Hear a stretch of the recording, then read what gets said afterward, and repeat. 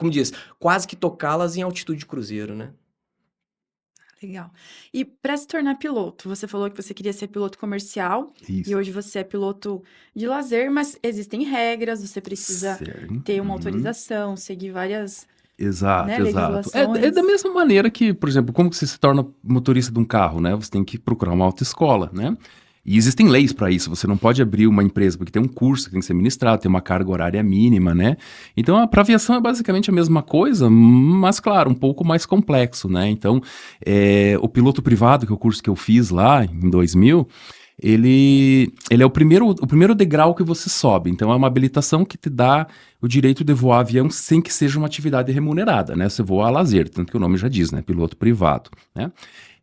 Então, esse é o primeiro degrau, né? Daí, a partir, para você virar o piloto comercial, você tem que ser piloto privado. E assim, na aviação, você vai subindo degraus, né? Então, você faz outros cursos e tal, né?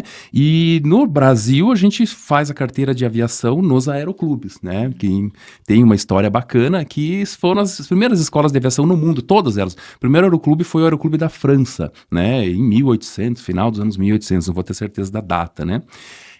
E daí, quando o avião começa a se popularizar, né, lá na República Velha ainda, mas, gente, estamos falando aí de 1920, por aí, né? Não vou lembrar o nome do presidente, mas, assim, a gente tem o Santos Dumont, ele se reúne com o presidente do Aeroclube, a aviação estava começando a despontar no mundo inteiro, né? E onde que fazia pilotos, né? Não existia, né? E daí o Santos Dumont, ele se reúne com o presidente da República e sugere a criação de escolas, e essas escolas, ele sugeriu que se chamassem de aeroclubes, né? Assim como os outros lugares do mundo também tinham esse costume, né? Baseado no Aeroclube da França, né? Que é onde ele frequentou. Então, daí cria-se escolas, ele sugeriu, o Brasil compra aviões, doa para os aeroclubes, e o aeroclube ficou conhecido. E hoje, se você pega o dicionário da língua portuguesa, a aeroclube está lá, Escola de Aviação Civil, principal finalidade é a formação de pilotos. Só que hoje, o povo tem uma visão totalmente errada, né? O povo acha que um aeroclube é uma associação, assim como é um clube de carro antigo, ou um clube de moto, ou algo nesse sentido, né? E não é, a gente faz muito trabalho voluntário para manter a escola funcionando, né? A gente é muito fiscalizado agora pela ANAC, né? E a gente sofre bastante perrengue, enfim, para manter a escola funcionando, né? Eu sou sócio do Aeroclube já tem um certo tempo. Mas sim, a gente basicamente, hoje no Brasil, a gente tem escolas de aviação privadas e aeroclubes, né? São essas duas opções que você tem. Escolas de aviação privadas está cada vez mais raro, né? E acaba ficando só para os aeroclubes, porque o aeroclube não é uma associação que visa lucro, né? Ela é uma associação sem fins lucrativos, etc, né? Então, destinada para fomentar a aviação e formar piloto, né? Então, eu fiz o meu curso lá em 2000, até hoje eu não quis fazer o piloto comercial, porque não tenho interesse em atividade comercial, né? Mas sim, a formação do piloto começa ali. Claro, a gente tem que seguir as leis, são 5 matérias, né? Entre elas a meteorologia, a navegação aérea, como que funciona o motor, como que é a física do voo, e basicamente a última matéria é as leis de trânsito do ar, né? Que você tem leis para obedecer, né? Assim como no trânsito de veículos, Sim. etc, né? Legal. E essa, questão de voo e tal, de organização, dentro do aeroclube vocês, têm uma organização, assim, de épocas em que o curso acontece, as pessoas vão se Sim. inscrevendo e o curso acontece mesmo meio que em Sim, o fluxo curso do contínuo? piloto privado tem. Porque assim, o curso ele se divide basicamente na parte prática e na parte teórica, tá? O piloto privado você pode fazer. Hoje a legislação até permite isso. Você nem precisa fazer o curso no aeroclube, o teórico, né? Se você quiser estudar 5 disciplinas por conta e fazer a prova, né?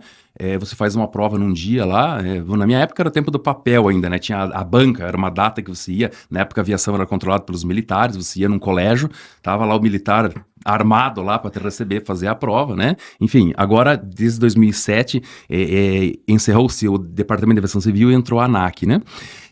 Então agora, com a modernidade, você vai num dia lá no computador, faz a prova, tem mais de um lugar, antigamente era só Curitiba, né, no Paraná, né? Agora tem mais de um lugar que você pode fazer, né? Você faz a prova dessas 5 disciplinas, tem uma nota mínima, né? E para esse curso de piloto privado, você pode, se você quiser, estudar por conta. Compra os livros, estuda sozinho, você marca, vai lá e faz a prova. Mas a parte prática, você obrigatoriamente tem que fazer num aeroclube, né? Com instrutores de voo, credenciado, tudo certinho, como manda a fiscalização. Ali no nosso aeroclube de Francisco Beltrão, que inclusive, né, já aproveitando a deixa aqui, a gente está fazendo esse mês de agosto a gente completa 50 anos de existência, né? Ele foi fundado em 75. A gente tem o curso de piloto privado, teórico e prático, a gente tem o curso de piloto comercial, atualmente só o prático, né? A gente não tem público em Beltrão para fazer uma turma teórica de piloto comercial, né? E temos outros curso de instrutor de voo, a gente tem também o curso de voo IFR, que é assim, você voar só olhando o painel do avião, né? Que é um curso que para quem voa comercialmente é extremamente importante, né? Então a gente tem todos esses cursos, né? Mas hoje, mais uma vez, voltando para mim não perder o fio da meada, né? O curso de piloto privado você pode estudar sozinho e fazer a prova. Daí você procura um aeroclube para fazer as atividades práticas, mais ou menos umas 40 horas de voo que leva para formar o piloto, tá? E depois disso você pode fazer o que a gente chama de voo de cheque, né? O voo de cheque é que nem mais ou menos a carteira de habilitação. Você vai dar uma volta de carro com uma pessoa que vai avaliar se você pode ou não pegar um carro para dirigir, né? E é basicamente a mesma coisa com um avião, né?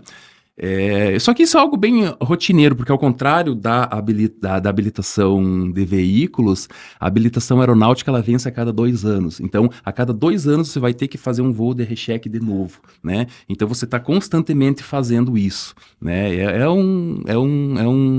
Digamos assim, é algo bom e ao mesmo tempo é algo ruim, né? Porque na aviação a gente sempre põe segurança acima de tudo, né? Então, a ANAC está extremamente querendo saber se você mantém, né? Porque pode acontecer de eu checar a minha carteira hoje, né? Ela tem validade de 2 anos e ficar 2 anos sem voar, né? E daí eu vou entrar num avião ali 2 anos depois, minha carteira tá válida ainda, né? Mas puxa, ficou 2 anos sem voar e tal, né? Então, por causa desse tipo de problema, a carteira ela vence de 2 anos e você tem que fazer o voo de recheque, né? Que é voar com o perito da ANAC para tu obter a licença de novo, né? Então é mais ou menos assim que funciona.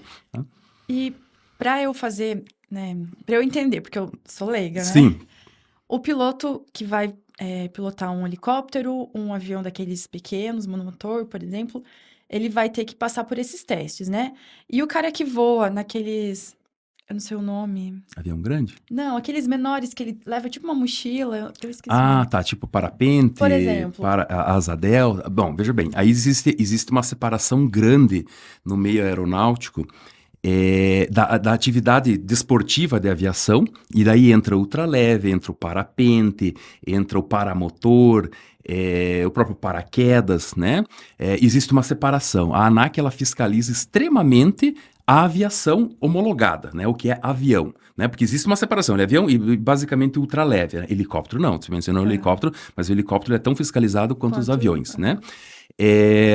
Então, basicamente, até tipo assim, para te resumir bem a história, avião é tudo controlado, inclusive aviação geral, aviação, helicóptero de pequeno, médio e grande porte, todos eles, inclusive a manutenção é extremamente bem controlada. Né? Por exemplo, se você tem um avião, você não pode levar um avião que está com problema no motor, você não pode levar em qualquer lugar, você tem que levar na oficina homologada pela ANAC. No estado do Paraná a gente tem algumas opções, né? Tem Curitiba,